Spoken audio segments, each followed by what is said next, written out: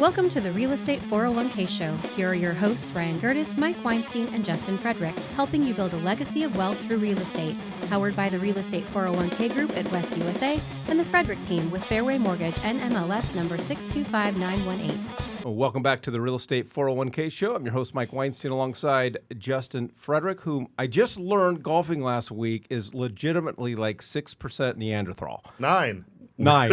We don't know. I don't even know what that means. So you are the missing link. Dude, throw a point my way, bro. Yeah. That strength. I mean, this kid nutted a three wood like 325 yards. I mean, and it was a lucky strike. Yeah, except for you did it 5 times in a row, dude. Well, that's what I was told him. I was in the car with him, and I said, I don't mind the fact that he outdrives me by 100 yards. It's when he outdrives me by 100 yards using a 3-wood, and I'm using my driver. That's when it becomes problematic for me. Yeah. I mean, the best one was, I think it was a little over 350, right next to the green. Dude. That was pretty nice. And then that one that you hit like 350, 400, and you couldn't find, that was fun. I blame it on They picked up the ball for sure. I blame it on the group in front of us, but that worked out to my benefit. All right. The voice you hear is my partner, Ryan Gerdes. Couldn't be any better perfect timing because we are in the middle. We are getting ready to kick off the Phoenix Open, Waste Management Open, whatever the heck that you want to call it. And congratulations, Mr. Henze, on winning the tickets to the Open on 2 weeks ago episode. And Allie just had surgery today on her hip, so we should check in on her. Hope you're doing well, Allie. Yeah. All right. You done? Yeah, I'm done. Are you done? I'm done. Okay. All right. We'll see everybody next week. Well, with everybody in town for the Phoenix Open, I know a lot of our people who are going to be tuning in, searching and finding us on Spotify and Apple and YouTube and all the likes. A lot of people are here for the Phoenix Open. And with that being said, a lot of people are staying in short-term rentals such as Airbnbs, VRBOs. And a lot of people are sitting around going, this sounds good. I'm paying X amount of dollars. Maybe I should get myself one of these places. Or they're sitting around, Ryan, going, you know what, now I get why people live here in Scottsdale.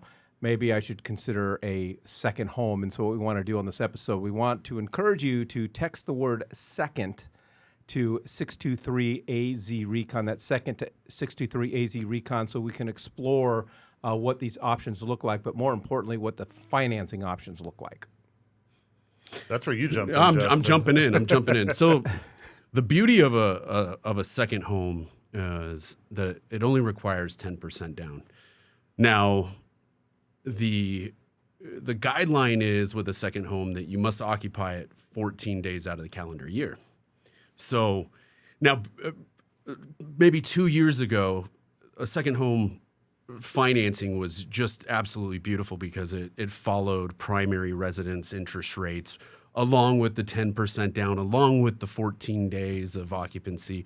So a lot of people were using these properties as Airbnbs because you can short-term rent it out for the time that you're not staying there, and then you can occupy the property for the 14 calendar days or more to stay in your own property. How's that verified? It's really not.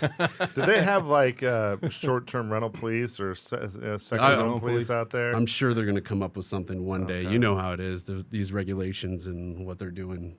Mm-hmm. It's getting a little, but I think that with everything slowing down in the purchase world of homes, we may see pricing go back to where it was. Maybe not all the way back to where it was, but a little bit more in between investments and primary residence, which would be lovely because then we could get more activity in those second home purchases.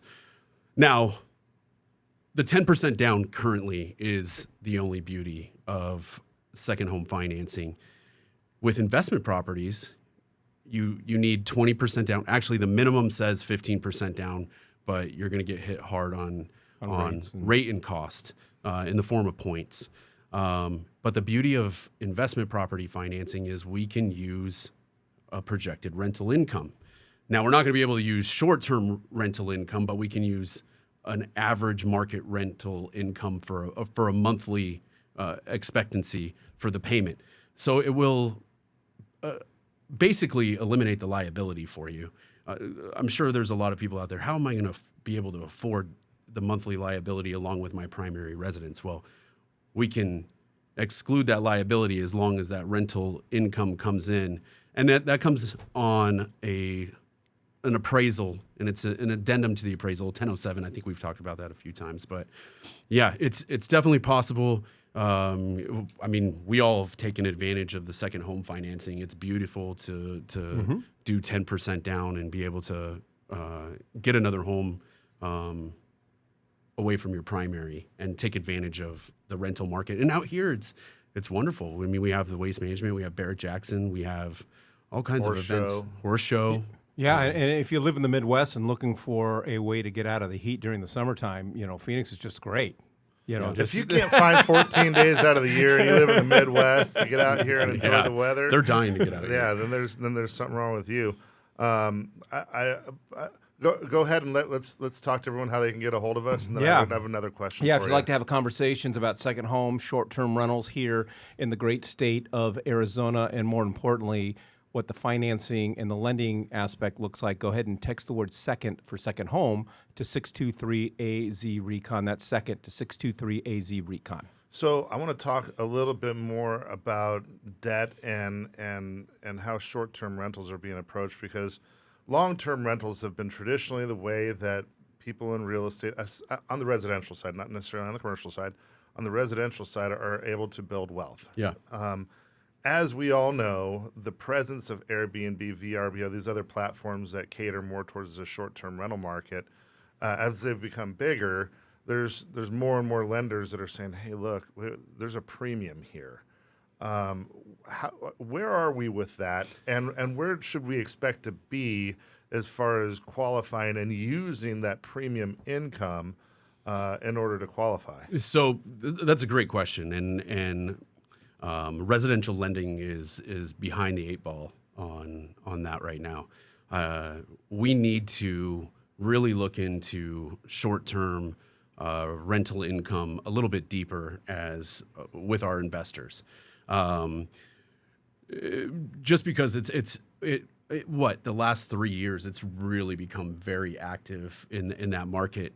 And we have short-term rentals that are for sale in the Valley that have a history of that income. And not only a history of the income, but come fully furnished. Right. And we don't have the ability to use that income at this point, which that needs to change, especially if you have some sort of management experience. I could understand if this was a new investor and they didn't have any type of experience. But there's guidelines in place already for people with management history and people without management history. So I feel like we're begging for it as lenders. We're begging for some sort of give on rental income. We thought it was coming at the end of last year. We thought we were going to be able to start using 125% of the average market rent. And that just isn't coming? It just isn't coming at this point. We haven't got those products out. So there's some rules and regulations with Airbnb and VRBO and most of the other short-term platforms that you cannot, like if I own a very well-producing short-term rental and I wanted to sell to you not only the property but the business as well, I cannot, is the way that they have it postured, unless I create a unique username and password specifically for that one property. And then when I sell it, I'm also giving you over the username and password and then handing over any other management tools, et cetera. But, I mean, they're doing everything that they can in order to deter people from doing that, because their standpoint is you may be a fantastic property manager and maybe I'm subpar, and if I sell it over to you, it's going to perform better, or vice versa, it's going to perform poorer, and so they're not able to give that valuation. Are you seeing more and more people doing purchases where they're actually handing over the entire their username and password platform, or what are you seeing? I haven't. I haven't seen it personally, and maybe that happens between agent and consumer, but I haven't heard of any of that happening. Although I feel like everybody and their mom is trying to get into second homes these days. Yeah. I still have not heard of all that information being transferred. Got it. Yeah. All right. If you'd like some more information on second homes or short-term rentals here in the great state of Arizona, especially if you're out here for the Phoenix Open and trying to figure out how to take advantage of our incredible market, all you got to do is text the word second to 623-AZ-RECON. That's second to 623-AZ-RECON. Justin, I'll just go back to you. And neither the three of us are accountants, CPAs, nor should we be advising on taxes. But so much of the time we get focused on purchase price, interest rates, cash flow scenarios, and for a lot of savvy investors, real estate out here is a fantastic tax write-off. Yeah, I mean, we hear about it all the time, and for me personally, it's a fantastic write-off. But since we're talking about taxes and we're talking about short-term rentals, that income coming from the short-term rental, once that's put on your Schedule E, that income is usable. So although when we're starting up the short-term rental, we're only using what an average market rent is, and that's more comparable to long-term leases. Once you file that Schedule E through your taxes with all that short-term rental income on it and your expenses, that income's all usable at that point. It doesn't matter that it's a short-term rental or a long-term lease. We're going off of your Schedule E on your tax return. All right, Ryan. So if I had $1 for every time I had a client say, text me, I'm interested in this property that I found on Zillow. And then we go into the multiple listing service to find out that it is no longer available, it was sold, or it's been under contract, I would have a lot more money.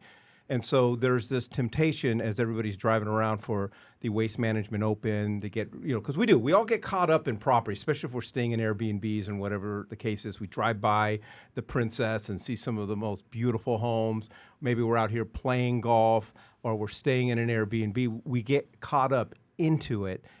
And then our natural, for a lot of us, our go-to is Zillow. And I want people to understand that Zillow, it operates a little differently than what our mobile app, and that's kind of what I'm getting to talk about our mobile app and talk about our website, because if something is under contract or something is pending, let's just say in Zillow, oftentimes it still pops up as active. And so there's a lot of people walking around with wrong information, wrong data, and I hate it because they get so dang excited about a property and gone. So yeah, people do one of two things. They either go to their most favorite app, which the leaders are Zillow, Realtor.com, Redfin has a presence.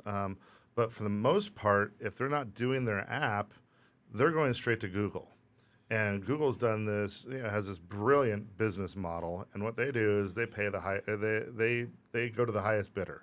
So if you are driving by 123 West Princess Drive, and you're like, oh man, just from the curb appeal, I'm in love with that property.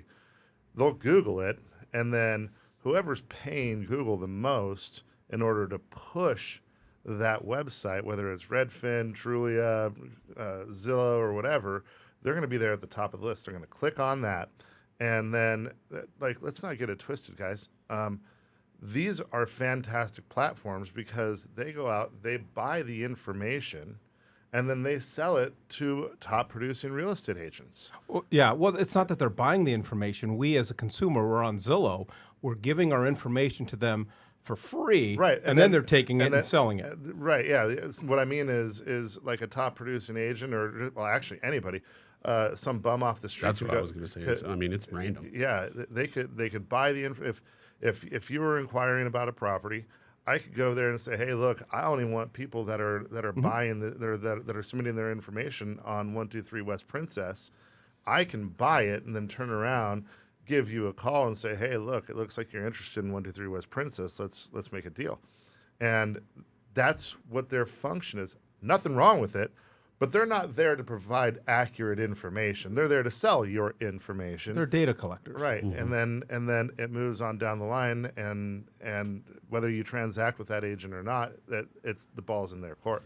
All right, yeah, and again, that's their business model. Is all these websites? Their business model is to collect your information, not necessarily provide you with the most accurate information.